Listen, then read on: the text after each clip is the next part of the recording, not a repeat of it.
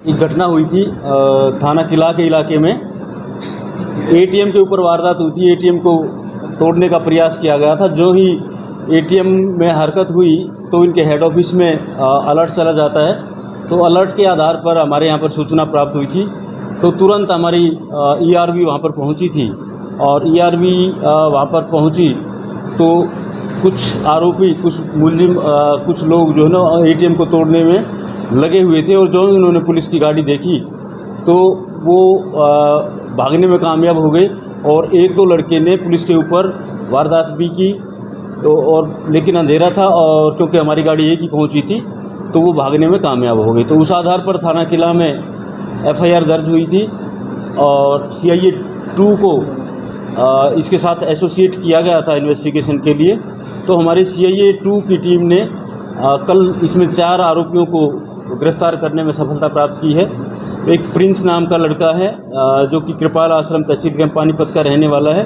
और ये मैं साथ के साथ आपको बताता चलूँ कि 3 मुकदमे पहले हैं इसके ऊपर स्नैचिंग के, वो भी लोकल हमारे पानीपत के ही हैं। उनमें ये गिरफ्तार हुआ था लड़का और ये अभी रिसेंट पास्ट में ही 2 महीने पहले करीब जमानत पर आया था। ऐसे ही इसका दूसरा साथी आशू और ये गली नंबर 3 तहसील कैंप का ही रहने वाला है और इसके ऊपर भी एक स्नैचिंग का केस है और ये भी अभी रिसेंट पास्ट में जमानत पर आया था करीब 2 महीने पहले। तीसरा लड़का सूरज नाम का है जो बाबरपुर का रहने वाला है, पानीपत ज़िले का। और ये भी 4 स्नैचिंग की वारदात हैं इसके ऊपर। ये भी अभी रिसेंटली ही जमानत पर आया था। ये लगभग 7 से ही इनकी जमानत हुई थी 2 महीने के अंतराल में ही। और चौथा लड़का करण नाम का है जो शिमला मौलाना का रहने वाला है। इसके ऊपर भी 5 केस हैं स्नैचिंग के।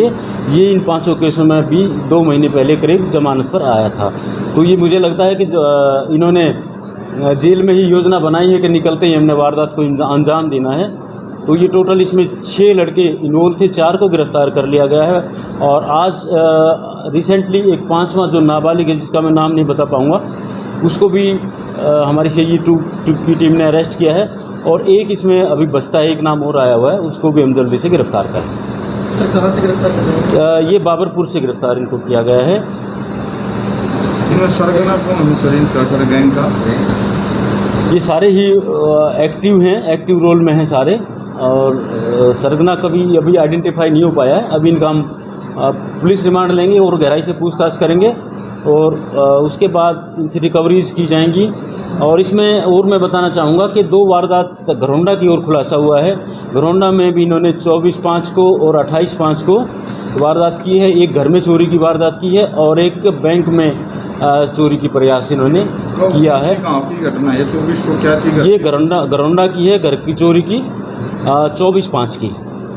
कितने पढ़े लिखे हैं?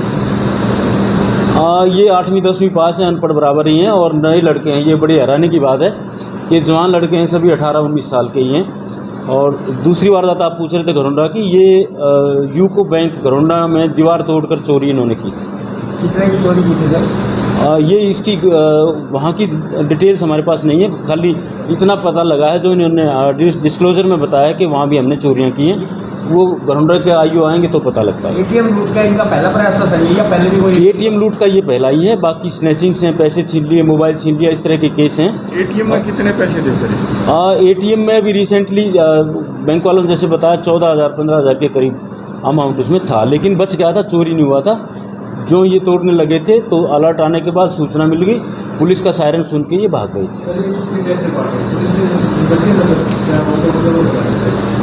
हाँ, मैंने बताया कि उसमें हमारे 2 ही कर्मचारी होते हैं, एक ड्राइवर होता है। तो 2 कर्मचारी जब उनको लिए पकड़ने के लिए दौड़े तो उस समय उन्होंने जो रोड वगैरह थी, रोड से भी और उसको एक दांत से भी काटा है हमारे कर्मचारी को।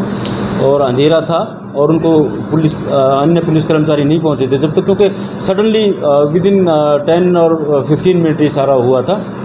तो फिर ये वहाँ से भागने में कामयाब हो गए थे। क्या प्रयोग कर रहे सर एटीएम तोड़ने में? ये रोड थी, गैस कटर नहीं था। ये रोड ले रखी थी, भारी भारी लोहे की रोड्स थी इनके पास, जिसे वो तोड़ने का प्रयास कर रहे थे।